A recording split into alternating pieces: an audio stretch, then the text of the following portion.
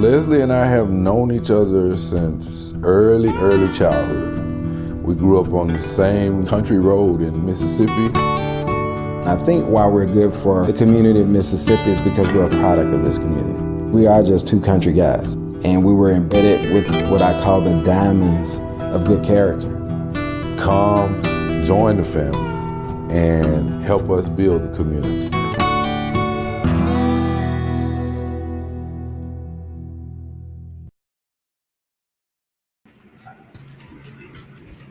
Charles. Leslie Peters. Yeah. How you doing, sir? It's a very rainy day in Jackson, Mississippi. But it is September 11th, 2020.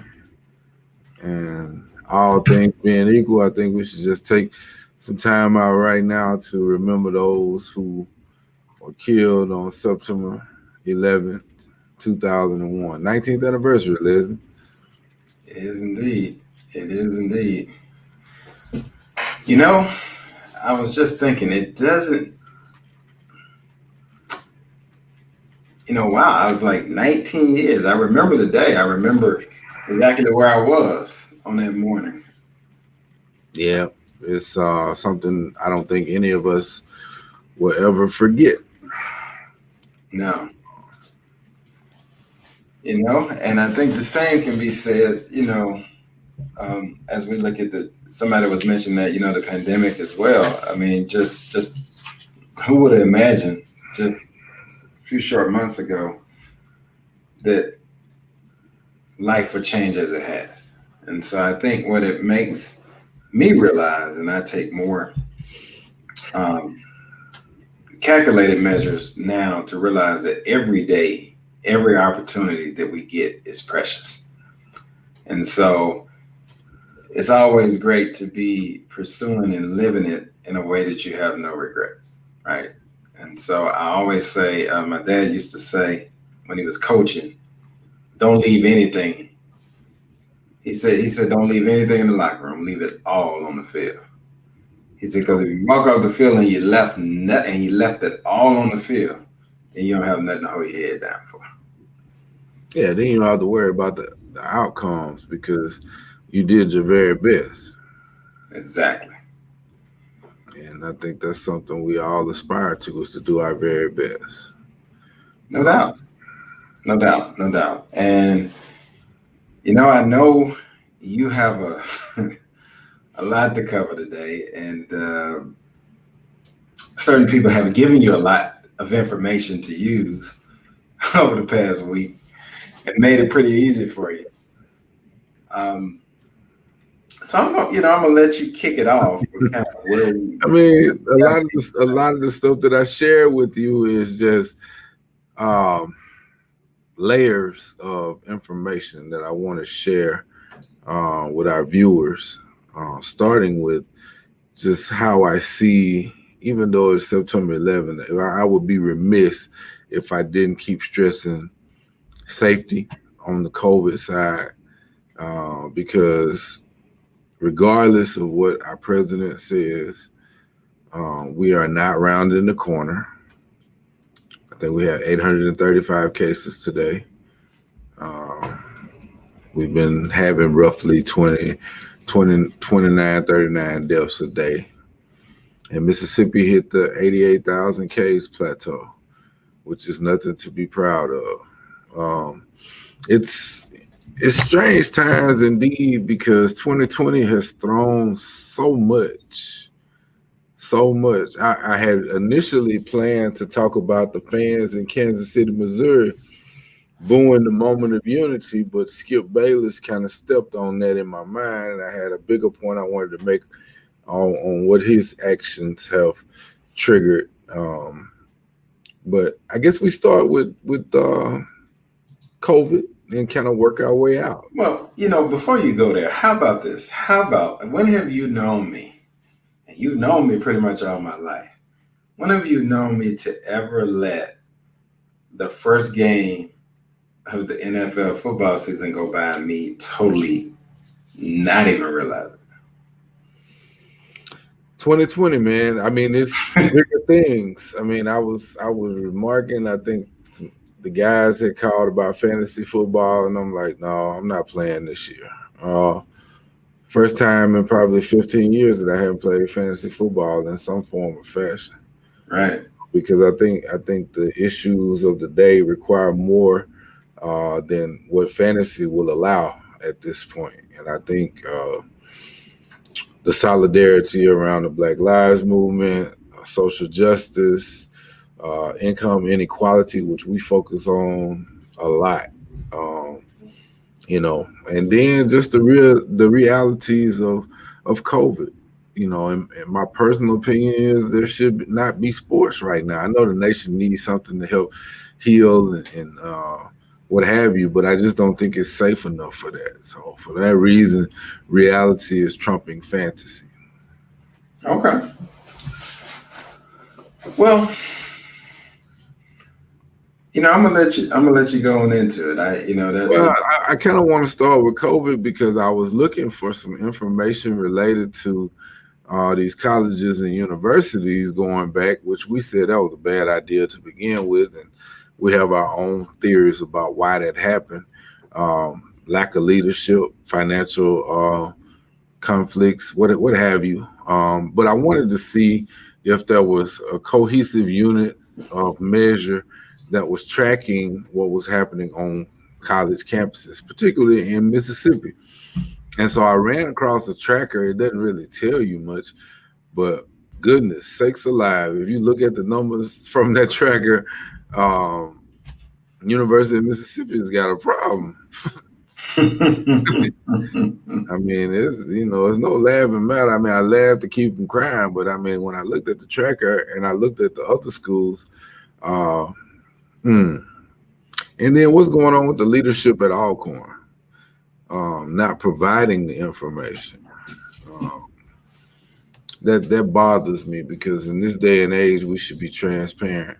And if we've learned anything from President Donald Trump is you should take it serious and you should be transparent because it's going to come back. There's going to be a time when everybody does after action reports and looked at what we could have done better and what you should have done and where you were standing. And just like with the social justice movement, silence on COVID is complicity in getting people sick or people dying. So you want to have that information out there. And that's no knock on the alumni of Alcorn, but it is a knock on the leadership of Alcorn State University. Get that information out to the public so that parents, students, faculty, staff, administration can make good decisions around it. And I heard my interest started from this standpoint. I heard someone say, well, what if we find out that the campus is a low risk environment? And I'm like, that would be good to know, because it may be a good place to have those students, but we don't know if we're not tracking it. Yeah. So what I'm hearing you say is that there's danger in not knowing because you can't plan for what you don't know. That's right. That's exactly right. That's exactly right. I sent you a Mississippi Today article. You might want to share it with them just so they'll know what tracking information is available on the public universities in Mississippi. Okay, I'll get that up here in just a second. Yeah. And then while you're pulling that up, I heard Dr. Fauci briefly today, just come out and flat say, President's information is bad. We are not rounding the corner. Matter of fact, we just came off of a holiday where there were a tremendous amount of people out and about. And that means the numbers are going to go right back up. And we keep pushing up against the end of September now. Flu season is about to kick in. And that's going to create a perfect storm. And it won't be in a good way.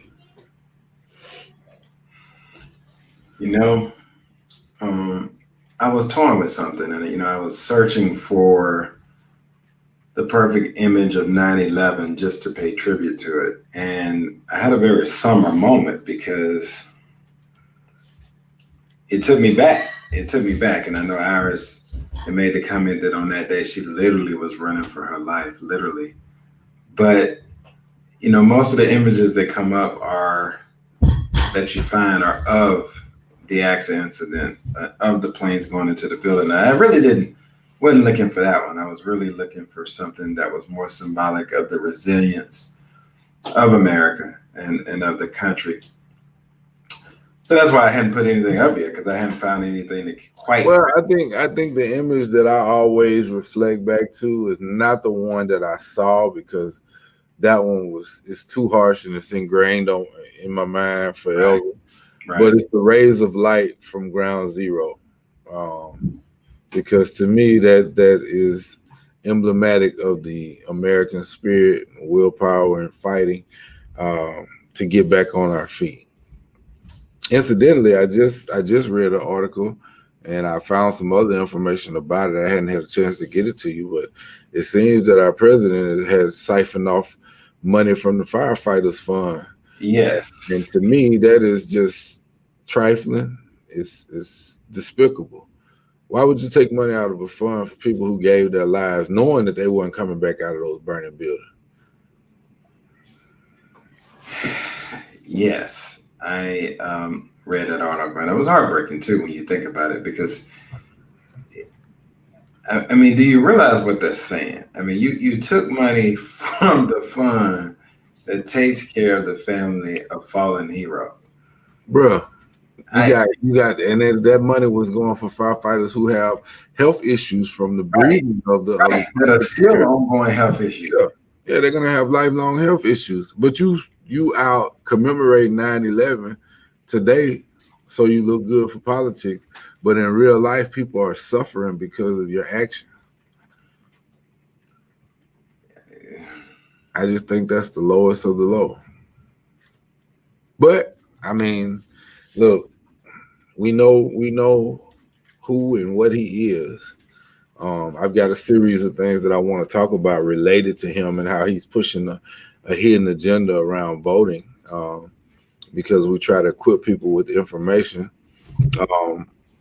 I guess we start with the positive. I sent you Plan Your Vote. There's NBC. Let me get this up first. Here's the first one you asked for, which is just the numbers. Oh yeah, this is the tracking numbers that were available by university, by student and employee.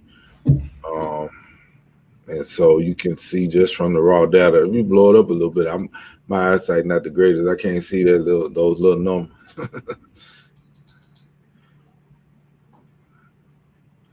So there you go. Mississippi University for women, 23 students. University of Southern Miss, 32 students. Jackson State, 3. Valley, 3.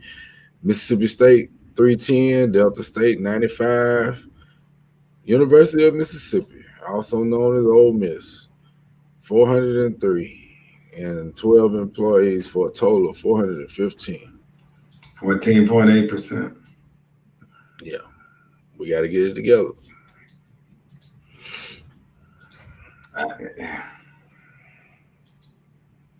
That's a large number, Liz. That's a large number, man.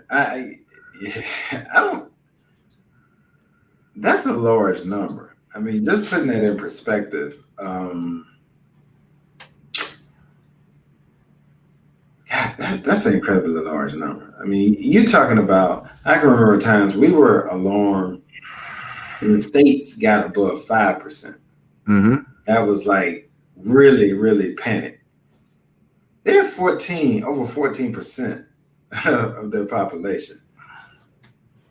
Yeah, quickly. So, let's go to some of the comments, because they're coming in on that one.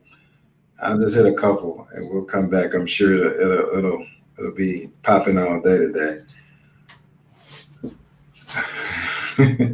Yeah, they kicking in March. I think they had a party on Fraternity Road, like some other universities. And one of the things that I find alarming is I heard an epidemiologist speaking about it, and they said that the young people are saying, well, we're not gonna die, so we may as well go ahead and get it. And so, and then the other thing that they're saying is, well, we've been tested, so we'll just party together. Well, what they don't realize is you can be asymptomatic and pass that test, and then the symptoms kick in and you positive. Right. And it's too late then. Yeah, it's too late because you've taken your asymptomatic self out there and kicked it, and you spreaded it right on around. And we know it doesn't take that many people to create an outbreak. I heard one reporter talking about the Sturgis rally where they tracked the cell phone data from all the people that were there from across the country. Mm-hmm. He said it would have been better off just giving them $26,000 to stay home, Oh, wow. each individual person, because that's how much damage they've done to the economy and the public health outbreak. Sturgis is now a hot spot. I mean, those numbers. Oof. Yeah, That's a lot of people, man. That's a lot of people. So we looked at that, and I'm not picking on any college, but this is what we talked about. We talked about this for months now. We knew we were coming into this season. We always knew it was not a bright idea. And like we talked about last week, and for those that were hard on Dr. Fauci, he told you it wasn't a good idea. Yeah. And now the facts are showing you that it wasn't a good idea. Yeah. I mean, so when you look at the raw numbers and you compare that to what we've gotten in the form of leadership, and the fact that we still don't have a national strategy in place, we don't even have a national consensus on masks. No, we don't. And then emulation. What can I say about that? So I saw the president have a rally yesterday, much like with the RNC convention, where you got groups of people together. And it doesn't matter. So people, I want you to understand something. Yes, indoors is really bad when it comes to COVID-19 because those four walls and the roof, they trap it in there and it spreads, and we know it's airborne. We told y'all that before we found out about the Bob Woodward tapes. We've been telling you it's airborne. Now we know. We heard it from the horse's mouth. It is airborne. But do not be fooled just because people tell you outside is better. If you're outside and you have too many people together and they're not practicing good social distancing and they're not wearing masks or some type of face shield or something, that is a recipe for a super spreader event. So do not follow that example, because those are bad examples and it's coming from the top. And that's why I said the word emulation comes to mind, because it seems like there's a group of people who are emulating and now taking on all these conspiracy theories because they have been given the leeway to do so by the president instead of listening to the prevailing science. Right now, this is a moment for leadership and science to take the forefront. Well, they have to. They have to. And, I'll take you back. I'm going to put some more numbers up. And I want to caution you about this because we have been very stern and very consistent with watching the numbers. And so I look at the numbers, and I went back and looked over the last 6 weeks as I've talked to you about the numbers. We started at 3.8 million people when we started really looking at the numbers. Mm-hmm. And at the time, we were at 140, I forget the exact number, 140-some thousand dead. So we already were in desperation when we started really following and tracking the numbers. I gave the comparison to Vietnam and how many casualties of life we lost over a 20-year period. Mm-hmm. 240, roughly 245,000. Today we celebrate and we remember the heroes and the people we lost on that tragic day in September in 9/11, 2001. And I remember it I remember it like yesterday, because I'm going to tell you how critical it was. I had just gotten married the week before. And then, no, 2 weeks before, went on a honeymoon, had just arrived back from the honeymoon. And 9/11 happened. And so, so we celebrate that, and we lost quite a few people in 9/11. About 3,000. Here are the numbers where we are now. And I have said it, and we have watched week by week these numbers climb. So let me show you where we are.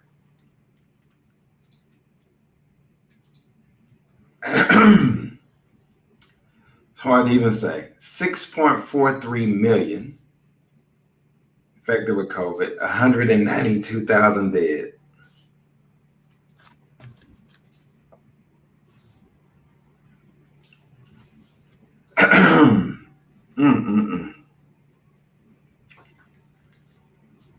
Those are the numbers. Yeah. Now, keep in mind, these numbers are not factoring in since college has been open. So it's about to jump significantly. They're not factoring in since school has been open. It's about to jump significantly.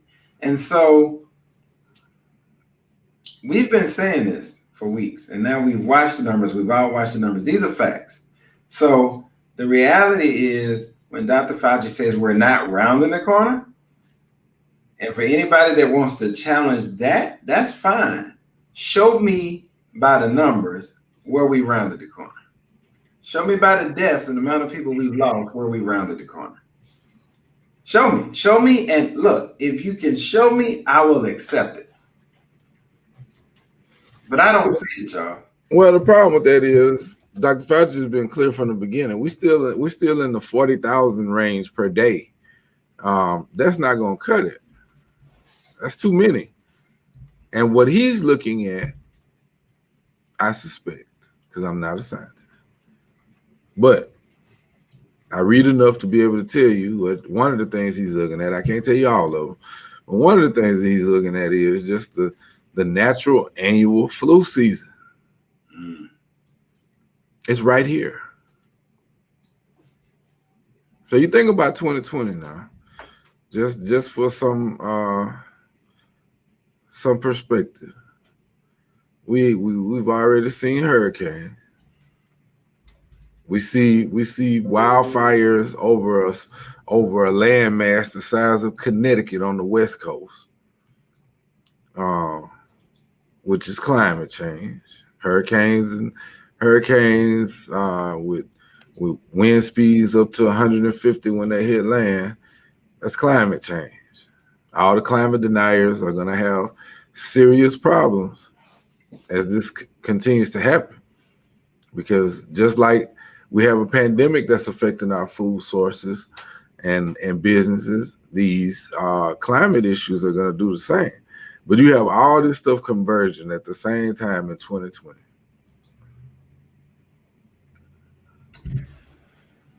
And that's before you get to the outcry for a change of the systemic racism that exists in America. That's before you get to the 50 days that's left in this campaign cycle, and we're worried about whether or not there's going to be a peaceful transition of power.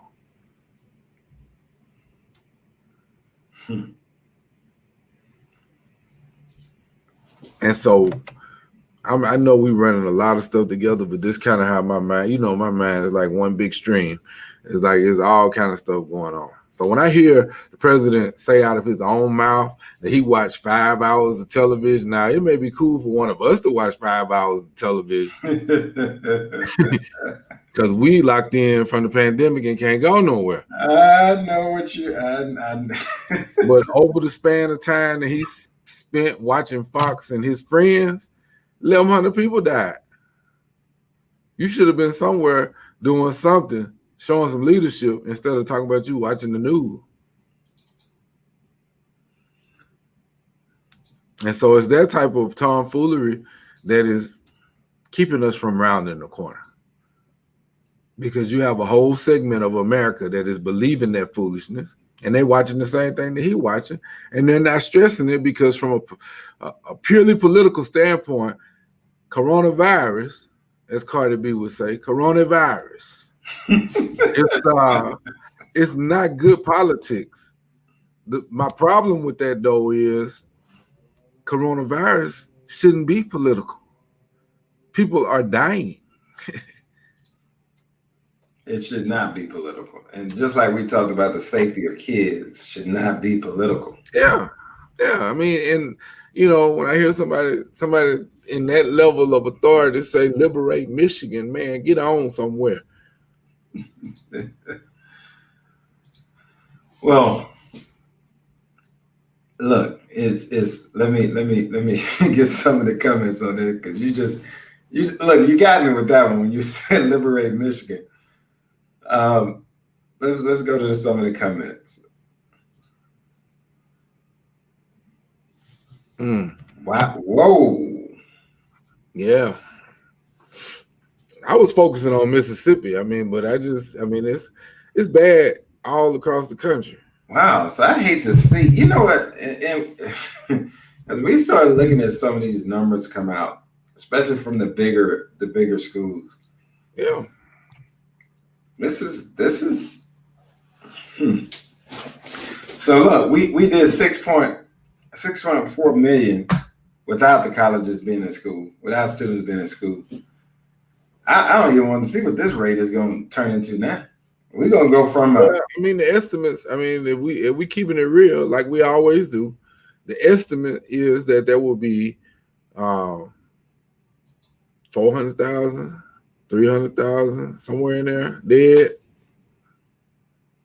Because you know how numbers work, Liz. I do. When you hit that compound interest number, everything doubles. Quick, fast. So you talk about compound death, and it didn't have to be that way. No.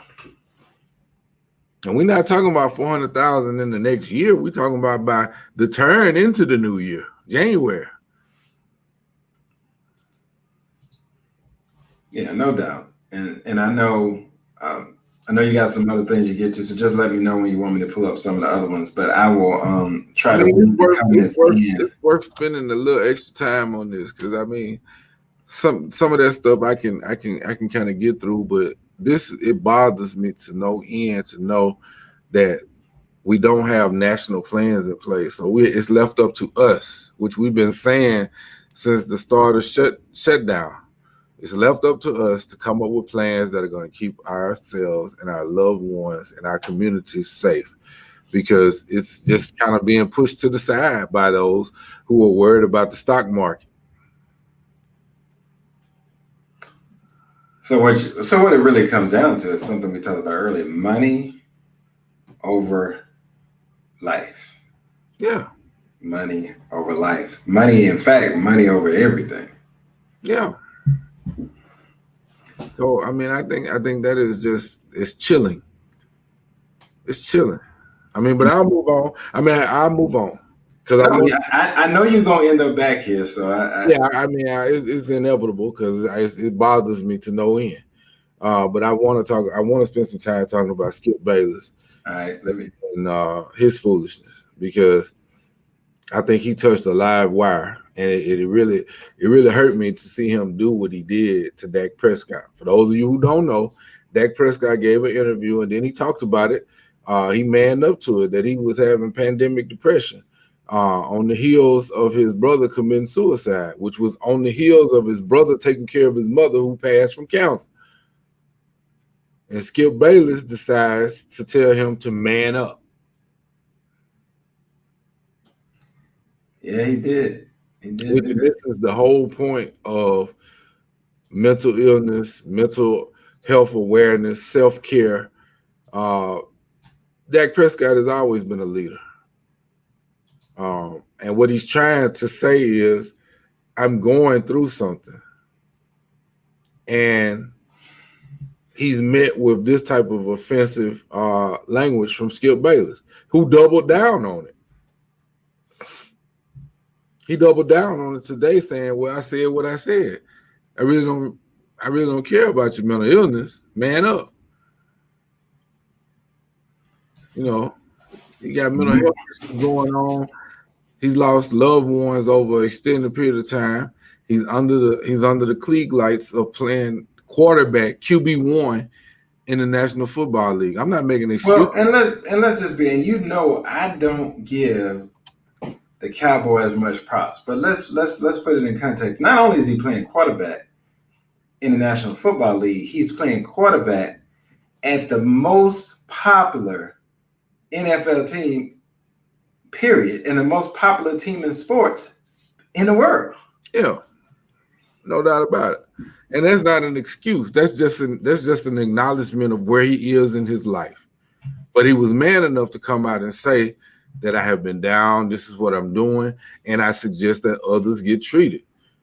If you feel it coming on, do something about it, which I think is noble of him to step forward and show vulnerability, because so many times in the Black community, it's man up. Ain't nothing wrong with you. Man up, or get you dead. And because here's the reality, and we've all grew up at a time where that was what you were told, right? That's right. We don't look culturally speaking, in the African American community, and particularly in the area I grew up in the South, that's what it was. I mean, you what? Oh no, we don't do that. Right. We don't go talk to nobody. We don't do that. So it's important though, and I can tell you, it took me a long time. So here's what I say to Skip Bayless. It took me a long time to be man enough to do what Dak Prescott just did. And I mean a long time, and my wife will tell you, because for years I was like, I'm good. I'm good. Yeah, no. Everybody needs to talk to somebody. Here's the thing. We spend so much time worshiping the physical manifestation of men and women. And I'm talking about bodies. You could work your body until it's 2% body fat. You could work it to where you got abs of steel. You could work it to where you could wear a size 00 dress. You could do all of that and be broke up on the inside. Dak is saying, take care of your inside. Just like Marshawn Lynch said, take care of your chicken, take care of your mentals. He did say it. It's never been more true. And I know we got some healthcare professionals in the house, so I'm going to get their comments. But yeah, and I was really put back by the statement, right? Because look, we're talking about the state of mental illness and where we are now, how much work has been done in that space. To hear somebody of his stature say that, and I'm waiting. Here's the thing. I haven't heard the fallout for it yet, which is even more shocking. It better come. That's what I'm waiting on. I mean, who's going to hold him accountable? Let me see the networks hold him accountable. Let me see the mass media hold him accountable, because now are you making a mockery of mental illness? Right. This man is advocating for people to check on their mental health and mental well-being, because on the heels of a pandemic, we're right in the midst of it. You think about it, people are isolated. They may not be able to get to their go-to person that they talk to. I mean, it's very, very important that you have someone to talk to. And what he's trying to do is shine a light on it. He's QB1 for the Dallas Cowboys. He don't have to say a thing. He got money, he got people. Yeah. But what he's saying is, I've made it, so let me shine a light on what my vulnerability is so that I can impress upon others who may not have the money and people that I have to say that it's all right. To me, that's bigger than any touchdown that he'll ever throw. I'm gonna remind you a couple of phrases, and I did a podcast today, so you guys can check out the podcast on iTunes, whatever it's called, the Irvin Law Making Mondays Feel Like Fridays. But I alluded to this, and I talked about the concept of the same justice, and so when I look at this, I'm gonna give you a couple of phrases I've heard over the last several months and even a couple of years that come to mind when I heard Skip Bayless' comments. Here's the first one. Shut up and dribble. No doubt about it. That's what I heard. That's what I heard. Yeah. Stop talking, start playing. Right. I don't care about you. Mm-hmm. I don't want to hear your political views. I want you to play the game. That's right. These are real comments. I'm not making this up. These are the comments that are being said. So this came up in a conversation for me earlier this week. And I really pushed back on this because somebody made a comment to me, and it was around the concept of injustice and racial inequality. And they said to me this comment, well, education, right? If you use education will elevate you above injustice. Man, let me tell you something. As a black no. But hold on. I'm gonna give it to you. But I just want to ask you a few questions. You got a whole lot of education. I do. Has it kept you from dealing with injustice? No. Has it avoided you from having to deal with inequality? No. Has it avoided you from going through a psychological mental concept when you get pulled over? No. Oh, okay. Because I was just wondering. I said, well, maybe it's me. Maybe my education is a different type of education that didn't qualify for the exemption to injustice, because I really pushed back hard on it. I said, no, it does not. Education does not elevate you to a point where you don't have to deal with this.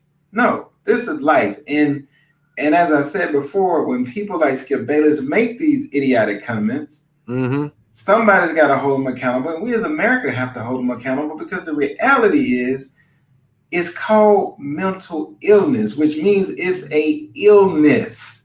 Right. Even if you don't call it mental illness, if you say mental health, like I said, right, you got whole magazines, you got a whole $1 billion industry that's built around body culture.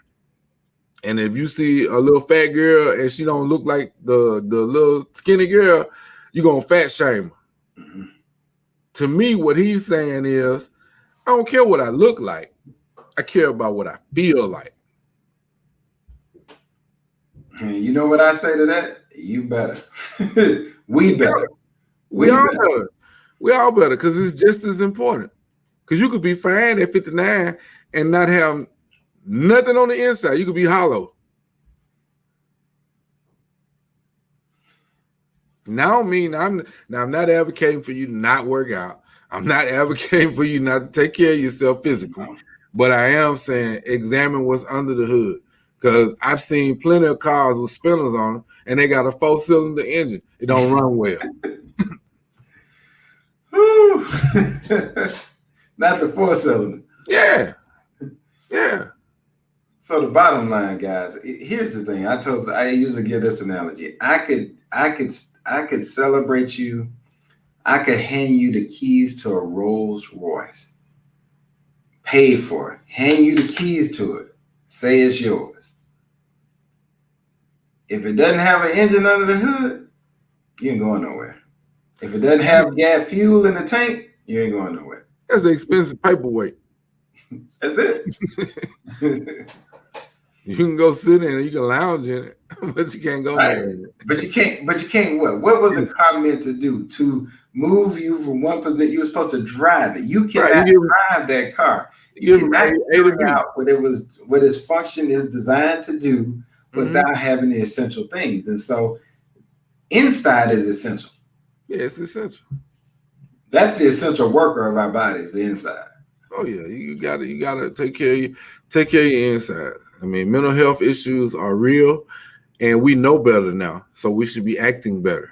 We should be acting on that information. We should be celebrating him, not because the QB1 for the Dallas Cowboys, but definitely not because of that. Because he stepped forward and he shared his story. You ever check? We're absolutely not celebrating that Dallas Cowboy part, but we definitely will celebrate the other. Oh, bro. But you know what, though? We really could have a whole segment on the systematic racism at the QB1 position and how he broke the chain. He's one of the chain breakers because, I mean, Dallas didn't never really believe that you could have a small. That's a whole nother show, though. It is, and it's true. But Pittsburgh did. They did. Gillum. Joe Gillum, Tennessee State. Yeah. So, yeah. But that's true. And so I applaud, our audience, and I mean, seeing comments saying I applaud what Dad did. I thought he was genuine. I mean, you could still see the pain resonating. I mean, he lost his brother, his oldest brother. After he lost at 31 years old. Yeah, after he lost his mother. So come on now. And his brother was the caregiver for his mother. So imagine they did what they had to do and took on everything so that he could go out and shine. And his brother carried that. Right. That's a lot. It's a lot. As many of our listeners know, we all are carrying a lot of baggage every single day. So definitely having that balance is important. Friendships are important. And I am learning to get better at it each and every day of finding balance. I am horrible at balance. But I understand, thankfully, I have a wife that is stubborn enough and persistent enough that she forces me to take time to pay attention to the inside. And pay attention to doing the things that give me balance, which is, because otherwise I just work all the time. Yeah. But so it's important to have those people in your life and that are building you up. And so that's important. So I just wanted to express that because that was one that really got under my skin. When I read that comment from Skip Bayless, then he knows better. He knows better. He really got underneath my skin. He has too big of a platform to say that type of thing and not have any consequences. Right. So I'm waiting. I'm watching. America's watching to see what happens. We'll see. So you also sent me an article dealing with the poll tax and that the appeals court upheld the Florida poll tax law requiring ex-felons to pay fees for voting rights. Yeah, put that up. Let's go on. You got to explain this to me. Yeah, I'm going to break this down because I got a view on this. We always talk about the importance of voting. And when I saw this, I said, aha, here is the importance of voting. Yes, the poll tax is terrible. It's despicable. And I'm going to break it down. I'm going to go through the article in a minute, but I want to give you the overarching point. Look who did this. The appeals court.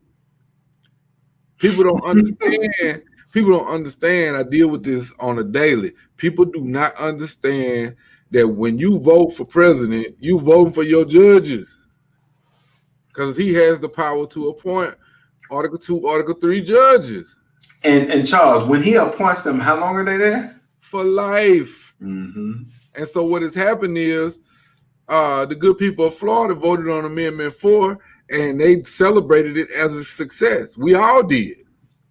Ex-felons have the right to vote restored. The lower court said, okay, come on with it. They got to pay a fine. They got to pay their restitution, whatever. Once they do that, they fully back into society. They have their franchise back. They can vote. They went to the appeals court, which is loaded down with Trump appointees, and they said, no. Due process doesn't attach that way. And so if you scroll down in the article, I'll break it down for you. You got people, you're going to have to blow it up a little bit, though, because, my eyesight not what it used to be. I'm eating carrots and all that good stuff, but still, you're going to have to blow it up a little bit there. But yeah, keep going. Go back up because I want to hit this real fast. The Due Process Clause does not require states to provide individual processes to help citizens learn the facts necessary to comply with laws of general application. What that means in layman's terms is they have decided that and this is where the poll tax part comes in, you cannot exercise that right to vote until all your fines and fees and restitution or expenses, that administrative costs, whatever you have that's related to your sentence that was assessed to you, has to be paid out before you can actually register and vote. But here's the thing, that's fine. That is fine. Okay, you taxing me, I'm gonna pay it. I want to vote. Scroll on down. Because even the plaintiffs in this case still can't tell you, oh, go back up before the ad right here. Florida cannot tell felons, the great majority of whom are indigent, meaning they are poor, they don't have financial means, how much they owe. Florida has completed a screening of a single felon registered for unpaid legal financial obligations. That's what they call it. Wait a minute. Stop. Stop. Wait a minute. You got to pay what you owe, but by the way, I can't tell you what you owe. I can't tell you what you owe. I can't tell you. So therefore, you can't pay it, which means you can't vote. You would think that at least the plaintiffs that they used to get this case in the court, you would have had the fines and fees to point to as an example to say they owe $5,200. They owe $1,499, whatever it is. But look at this number. Legal financial obligations is what they're calling it. The state of Florida has processed 0 out of 85,000 pending registrations. Wow. 0. Wow. Not even for the plaintiffs. So wait a minute. Let me put it in a different perspective. They've had 80. So I'm gonna call on the way Bernie Mac would do it when he do it. America. If I give you 85,000 chances to do it right one time, do you think you at least get 1 out of 85,000? At least 1? Florida has 0. 0. But that's on purpose. Go on down. So basically what they're saying is, okay, y'all voted to give them the right to vote back. You gave them their franchise. But we're never going to assign the amount. So therefore, it is de facto a non-starter. This is why voting is important, because those judges have just trumped the will of the people. The people said give them the right to vote. So here's the key thing of that article that I get right here, and I'm going to highlight it. Yeah, because most of those guys have ladies too. They've said, okay, fine, I owe you something. Tell me what I owe so I can get my money together. I can pay it and I can vote.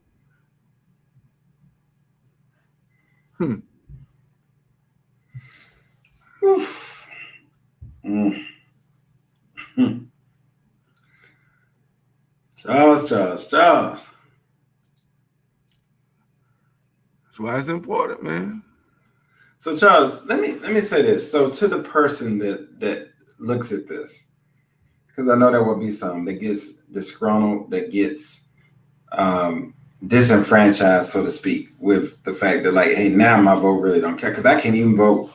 Or if we do vote on a law and we get the law approved, then they come up with something else and we still don't. So the vote didn't matter. Speak to that. You have to vote every time voting is available. You can't vote selectively. And you can't take elections off. I was looking at the numbers yesterday.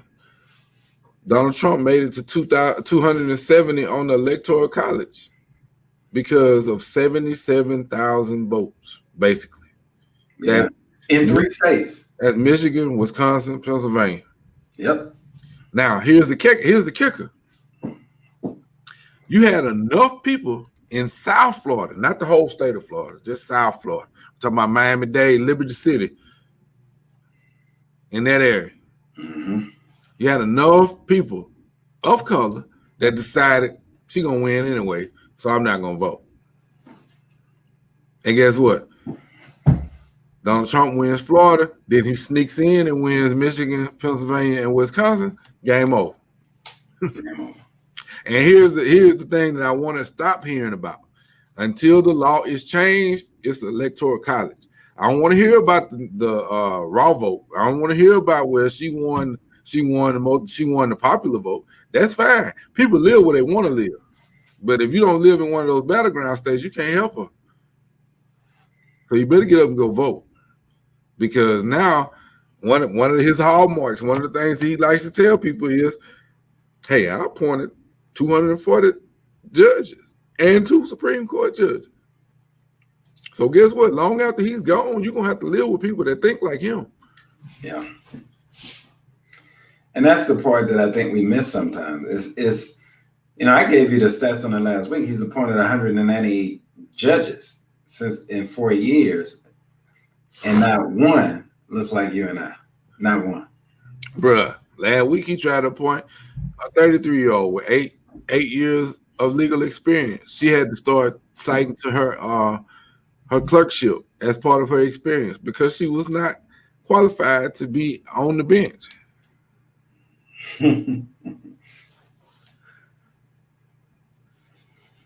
But that's the importance of voting.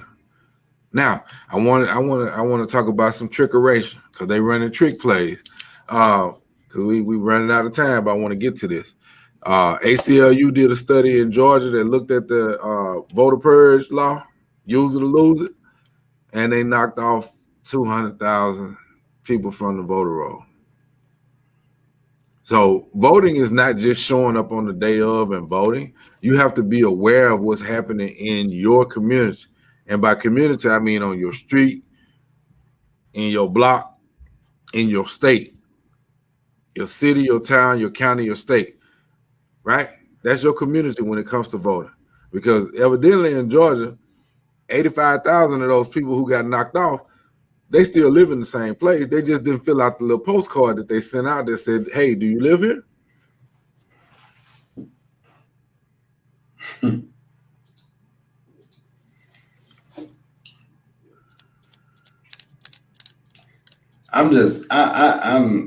Let me go get some comments. I'm speechless just looking at some of the stuff we've had to look at today, particularly the whole law with the ex-felon.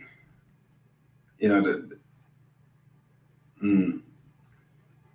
then put this up because I need to talk about this. Put this up. I sent you a sample ballot from Mississippi. Yeah, I got it. Yeah, I need to talk about this real fast. Because I'm looking out for my community right quick. I want y'all to understand this. Blow that up because we can't see that. I'm going. But I want you to look at this. I'm never gonna tell you who to vote for, but this is what a sample ballot looks like. These are the people that are running for president. Now you see Donald J. Trump, you see Joseph R. Biden Jr. Those are the first two, right? That's first two, yes. Now scroll all the way down to the bottom.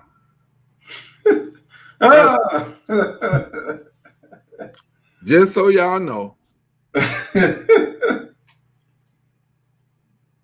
Kanye West and Michelle Titball, whoever that is, are on the ballot as independents. Now, I know y'all might like Kanye's music, but this is not the play. All right? That's the one. I'm not going to tell you who to vote for. I'm going to tell you who not to vote for. Don't do that. Look, I'm blowing it up as big as I can get it because I want you to see this. Yeah.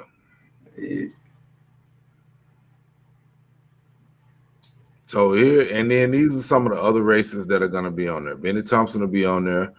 Dorothy is running against Michael Guest. Go back up because it's another one on top I wanted to hit on. Right there. Mike Espy versus Cindy Hyde-Smith.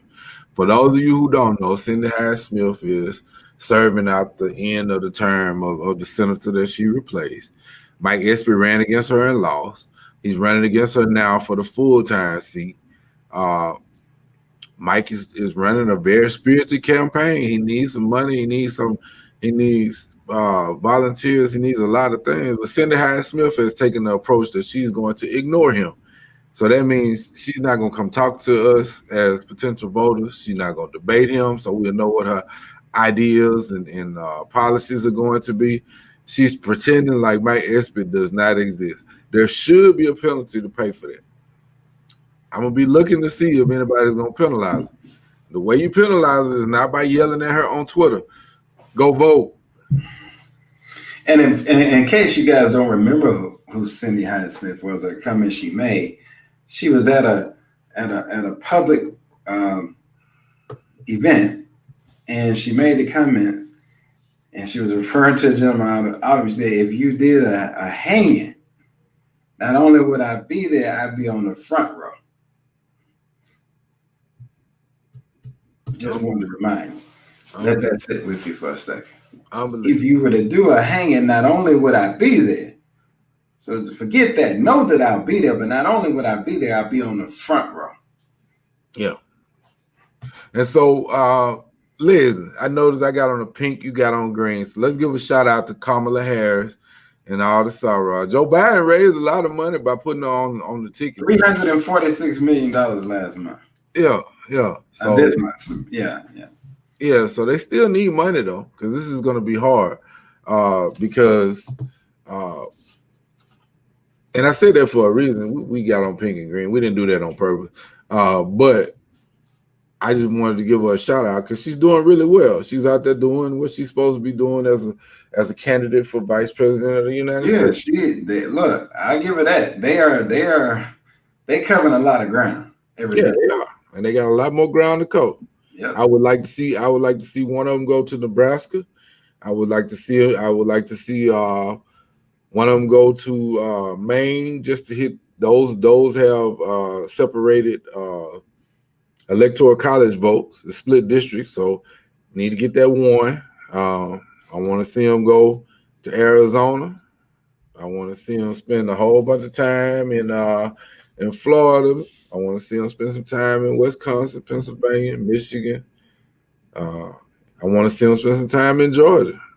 And Liz, let me ask you your opinion on this, because they're saying that 2020, as strange as it is, one of the reasons why Will Hurd did not run for re-election is because he feels like Texas is going blue this time. Am I hearing that correct?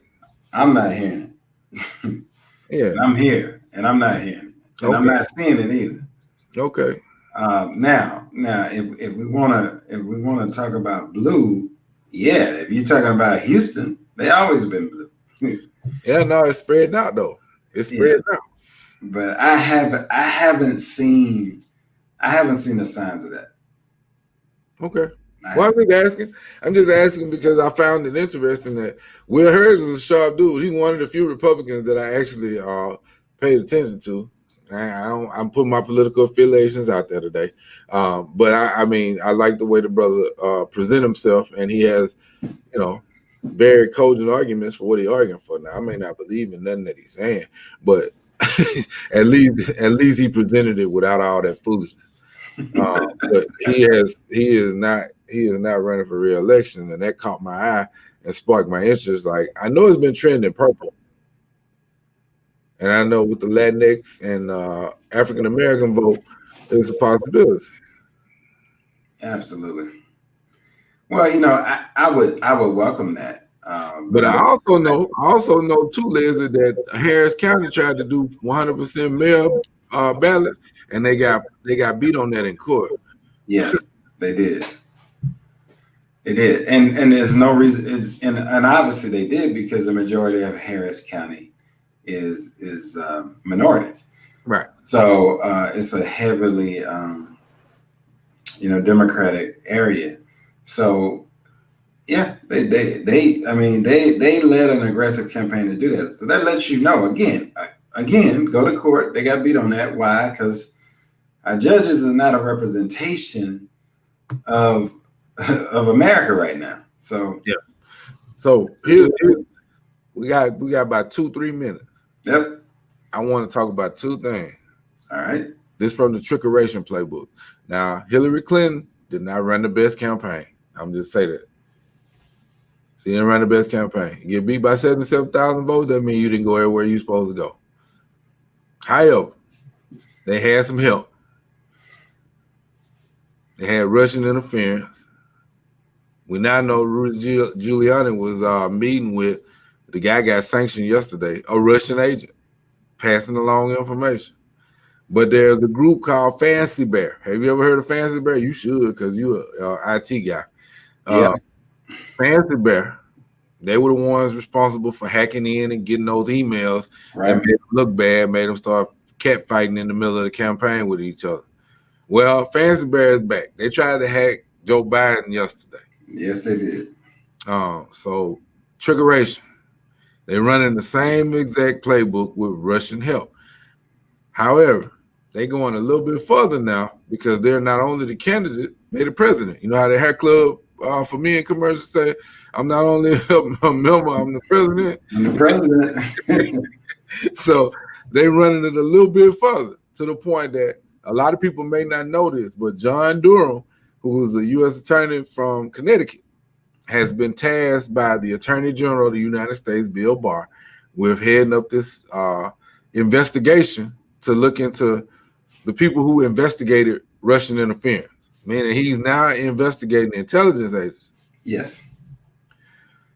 I find it quite interesting that his number 2 resigned today. She quit. Yeah. Because she said it was too political. So that means that get ready for your October surprise. I'm telling you now, they're about to indict somebody from the intelligence agency that properly investigated Russian interference. And the Russians are interfering this time, but because political expediency is the name of the game, they're going to come out with this sham investigation right around election time. Here you go. Look, we are out of time. I will put some in the comments. I know next week I will reveal, I know, to the audience, because I got a couple hits about putting some out. So we'll be revealing in our section a newly submitted, lowly, very affordable resources as we build out the Irvin Law Institute.